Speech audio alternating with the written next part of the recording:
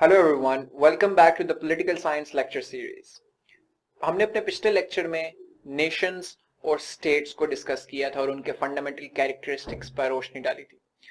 Now we'll move on to a very important aspect of nations. As we have discussed that nations are artificial constructs. They are sort of imagined communities which have never always existed. यानी ये एक human intervention के जरिए ये actively forge की जाती हैं Nations, create की जाती हैं कौमें, ये हमेशा से एग्जिस्ट नहीं करती. तो कौन करता है इनको construct and how it is constructed? तो इसकी दो थ्योरीज हैं और both of them are equally valid. The first theory is that nations are constructed top down. Top down से मतलब कि इसका मतलब ये कि नेशंस आपकी गवर्नमेंट की पॉलिसीज के नतीजे में बनती हैं और इससे मुराद यानी स्टेट एजुकेशन किस तरीके की देती है. तो आपकी जो एजुकेशन है उसके अंदर क्या करिकुलम पढ़ाया जाता है, आपको कौन से नेशनल हीरोज बताए जाते हैं, which version of history you are taught, that actively shapes your national consciousness.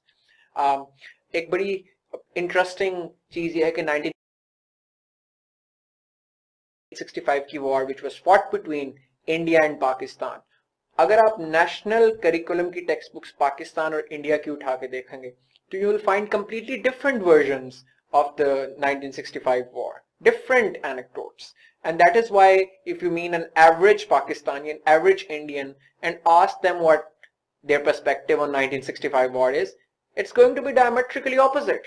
Why? Because the nations, these respective nations have been conditioned different way by their respective states. तो आपकी nations आपकी रियासत की पॉलिसियों के नतीजे में कि वो आपको क्या करिकुलम पढ़ाती है, हिस्ट्री का कौन सा वर्जन पढ़ाया जाता है, आपके मॉन्यूमेंट्स कौन से बनाए जाते हैं, आपकी रोड्स के, आपके चौक, आपके इंस्टीट्यूशंस के नाम किन लोगों के ऊपर रखे जाते हैं, ये आपकी परसेप्शन बिल्डिंग करते हैं about your place and about the place of your larger social group in this world, that larger social group being your nation. जो second perspective है इसके ऊपर कि national जो identity है वो सिर्फ और सिर्फ आपकी states forge नहीं करती, but they are also bottom up. Bottom up से मुराद ये है कि आपकी बहुत सारी national identity के elements आपके लोग build करते हैं नीचे से, in influential people, but people, ordinary people nonetheless, such as poets, such as artists, such as scholars. तो अगर ये कहा जाए कि हमारी नेशनल आइडेंटिटी फोर्ज करने के अंदर इकबाल की शायरी का एक बहुत बड़ा एलिमेंट है. इकबाल इज अ पोएट जिन्होंने नीचे से हमारी नेशनल आइडेंटिटी फोर्ज करना शुरू की. फैज साहब की शायरी जो है उसका एक बहुत अहम किरदार है. तो वो आप इस तरीके से देखें कि नीचे पोएट्स फोर्ज करते हैं. आज की जो मॉडर्न नेशनल नेशनहुड का जो कॉन्सेप्ट है पाकिस्तान होती गई किसी एक फिगर हेड में, मे बी कोई एक ट्राइबल चीफ जो था, जो सबसे उनमें पावरफुल था, जिसने कॉन्क्वेस्ट करके जब बाकी ट्राइब्स को अपने अंदर शामिल करना शुरू किया तो वो उनकी. So it led to two distinct kinds of political models. The one was the city state model and the other was the empires. Now city state model was something that was practiced in Italy, ancient Italy. It was also practiced in Greece. Greek city states बहुत famous हैं, Athens, Sparta. Italy के अंदर भी Venice, Sicily, Naples, ये different city states थी. City states में और empires में बहुत बड़ा फर्क है. सबसे बुनियादी फर्क ये कि city states एक शहर की हद तक यानी बहुत छोटी होती हैं, इसीलिए कहा जाता है city states कि एक छोटा सा शहर है, एक छोटी सी पॉपुलेशन और ज्योग्राफी है जिसके ऊपर एक अपनी इंडिपेंडेंट सॉवरेन गवर्नमेंट है. तो इटली तो इटालियन यूनिफिकेशन के बाद सामने आया, जर्मनी भी जर्मन यूनिफिकेशन के बाद सामने आया. पहले ये सिटी स्टेट्स हुआ करती थी. ये सिसिली की अपनी गवर्नमेंट थी, नेपल्स की कंप्लीटली इंडिपेंडेंट अपनी गवर्नमेंट थी, जो अपने तमाम तर मामलात में आजाद थे. वो स्टेट्स जो हमने शुरू में पढ़ा था अपने 4 कैरेक्टरिस्टिक्स, वो उन स्टेट्स पे अप्लाई, उन सिटीज पे अप्लाई हुआ करते थे. By contrast empires generally used to be very vast. Empires multi ethnic, multilingual, multinational, multicultural हुआ करती थी. तो आप अगर मुगल एम्पायर की बात करें तो आप जानते हैं कितनी बड़ी एम्पायर थी जिसके अंदर साउथ एशिया पूरा इनकम्पस होता था. अगर आप ब्रिटिश एम्पायर की बात करेंगे जो हम आगे जाके मजीद देखेंगे उसके अंदर, या आप यूरोप के अंदर मल्टीपल एम्पायर्स जो आती रही, कभी वाइकिंग्स की एम्पायर आई, डिफरेंट एम्पायर्स आपके सामने आते हैं.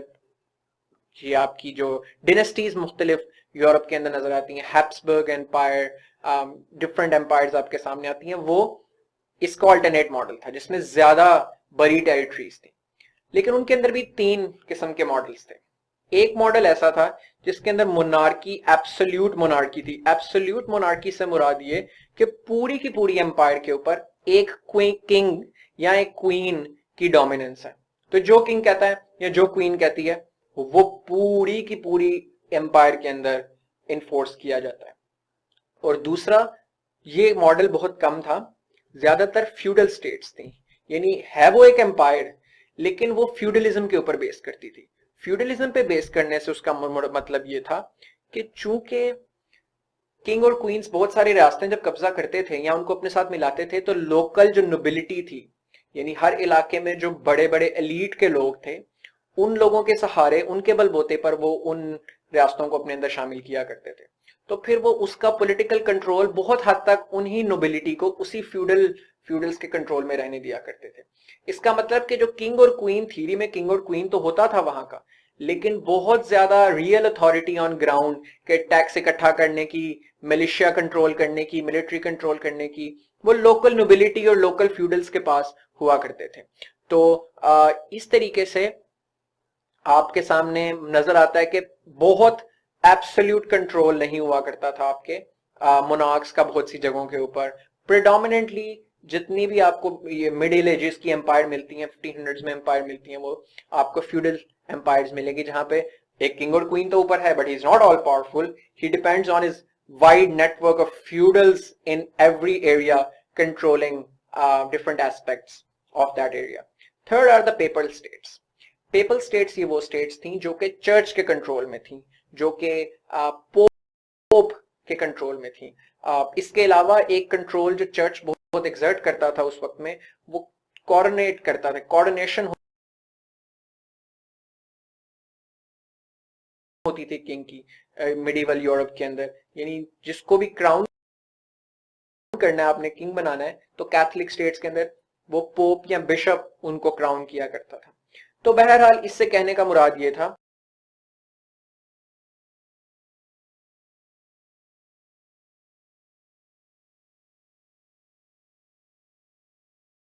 कि इस वक्त में भी किंग्स और क्वींस की एब्सोल्यूट पावर नहीं हुआ करती थी.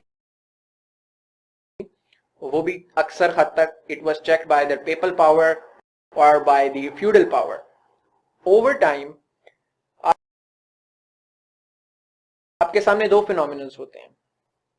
आपकी ये सिटी स्टेट्स और एम्पायर्स ने कॉलोनियल एक्सपीडिशंस की, डिफरेंट कंट्रीज को कॉलोनाइज करना शुरू किया. कॉलोनियल एक्सपीडिशंस की वजह से आपके सामने जो थर्ड वर्ल्ड अफ्रीका के अंदर the scramble for Africa, the famous the Asian colonisation, के जिसके अंदर ब्रिटिश एम्पायर के बारे में कहा जाता था the sun never set in the British empire, वो ये था कि बरतानिया ने अपनी आबादियां, कॉलोनीज बनाई थी different parts of the world. Same goes with all other European powers as well. तो इसके नतीजे में आपके सामने colonial empires बनना शुरू होती हैं कि जहां एक मदर कंट्री है, फॉर इंस्टेंस ब्रिटेन, और उसकी मल्टीपल कॉलोनीज हैं. इसी तरह फ्रांस मदर कंट्री है और Algeria and Tunisia and parts are its colonies.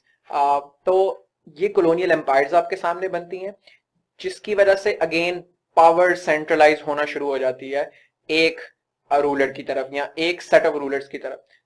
Secondly secularisation का प्रोसेस चलता है. सेकुलराइजेशन का प्रोसेस ये है कि जो पेपल स्टेट्स की पावर थी, जो पोप की पावर थी, जो चर्च की कंट्रोल और डोमिनेंस था ओवर एम्परर्स, वो आहिस्ता आहिस्ता खत्म होना शुरू होता है और आपके सामने जो किंग्स और क्वींस थे उनकी अथॉरिटी ज्यादा होना शुरू होती है.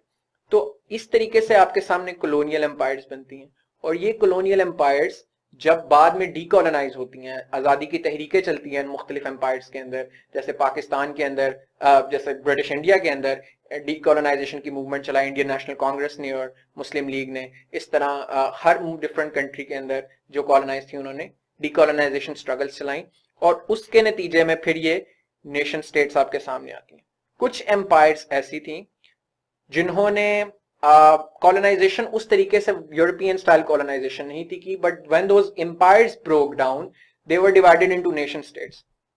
For instance USSR, United Soviet State Republic जो था आपका, सोवियत सोशलिस्ट रिपब्लिक के अंदर मल्टीपल स्टेट्स थी जो कि उस सूडो एम्पायर का हिस्सा थी। जब सोवियत यूनियन 1991 में टूटा तो उसके अंदर उसके नतीजे में आपको ईस्टर्न यूरोपियन की नई रास्ते नजर आई बनते हुए, और उसके साथ साथ central Asian Republic Uzbekistan, Tajikistan, Turkmenistan, Kyrgyzstan नजर आता है। इन तमाम रियासतों के अंदर उज्बेकिस्तान, उज्बक्स का इलाका, तुर्कमानिस्तान, तुर्कमन्स का इलाका, यानी हर कौम को थ्योरेटिकली उसकी हुकूमत दे दी गई, उस स्टेट्स की पावर हर नेशन पे एक्सटेंड कर दी गई। तो नेशन स्टेट का ये प्रिंसिपल हमारे सामने फिर इस तरीके से ये डेवलपमेंट नजर आती है कि आपकी कॉलोनियल एम्पायर्स के अंदर मुख्तलिफ नेशंस ने डीकॉलोनाइजेशन स्ट्रगल चलाई, जिसके नतीजे में उनके पास अपनी इंडिपेंडेंट nations नजर आती है। And on the other hand, when certain empires broke down, they broke down into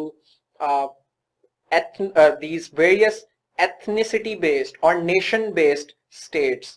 तो हमारे सामने इस डेवलपमेंटल प्रोसेस के नतीजे में नेशन स्टेट का फिनोमिना नजर आता है। So next is the critical analysis part, कि आप इसको क्रिटिकली एनालाइज करेंगे कि कितना एप्लीकेबल है या कितना इसने सक्सेस और फेलियर रेशो है। तो जो मॉडर्न पॉलिटिकल ग्लोबल सिस्टम है इस वक्त, it is theoretically built around the principle of nation states. Except यही किया गया है एक यूनिवर्सल प्रिंसिपल के तौर पे कि रियासतों को कौमी रियासत ही होना चाहिए। Nation states is the theoretical foundation of the modern global political order, but practically it has never been taken to its logical conclusion for good reasons of course। इससे क्या मुराद है, यानी कि एक इसे कहते हैं पैराडॉक्स ऑफ नेशन स्टेट। वो पैराडॉक्स ये है कि जब एक नेशन आजादी हासिल करती है पेरेंट इन कंट्री से कि हम एक सेपरेट नेशन है, तो उस और हमें इख्तियार होना चाहिए कि हम अपनी कंट्री बनाएं, अपनी स्टेट बनाएं। जब वो सब डिवाइड होती हैं उसके अंदर मजीद कुछ सब नेशंस भी एग्जिस्ट करती हैं। जब वो सब नेशंस डिमांड करती है कि हमें इंडिपेंडेंस दी जाए तो उनको ये इंडिपेंडेंस नहीं दी जाती। तो इस तरीके से आपके सामने टेक्निकली इराक एक नेशन स्टेट ही है थियोरेटिकल पर्सपेक्टिव में देखें, लेकिन अगर आप उसके अंदर देखें तो इराक के अंदर मल्टीपल दूसरी नेशंस भी एग्जिस्ट करती हैं। यजीदीज एग्जिस्ट करते हैं, कर्ड्स एग्जिस्ट करते हैं, जो अपने आप को इराकीज के तौर पे नहीं देखते, and they demand separate state for themselves on the same principle that Iraq claims to have a separate state for itself।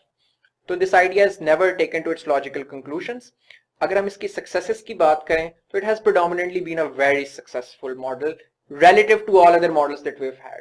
ये स्टीवन पिंकर ने अपनी किताब में, जिसका हवाला यहाँ पे दिया हुआ है, उसके अंदर बताया किस तरह हिस्टोरिकली वायलेंस डिक्लाइन हुआ है। इवन दो आप सुनते रहते हैं वर्ल्ड वॉर्स और आज के दौर में बहुत जंगें हो रही हैं, तो यू माइट असूम कि ये हम बहुत बुरे टाइम पे रह रहे हैं, but empirically we're living at the most peaceful time in the history of human existence, and this is probably because of multiple nations getting their right and claim to their own separate statehood, and जिसकी वजह से आपकी conflict, आपकी ये सारी चीजें Aahista Aahista decline होना शुरू हो गई, आपकी कॉन्फ्लिक्ट डिक्लाइन होना शुरू हो गई, वायलेंस डिक्लाइन होना शुरू हो गया।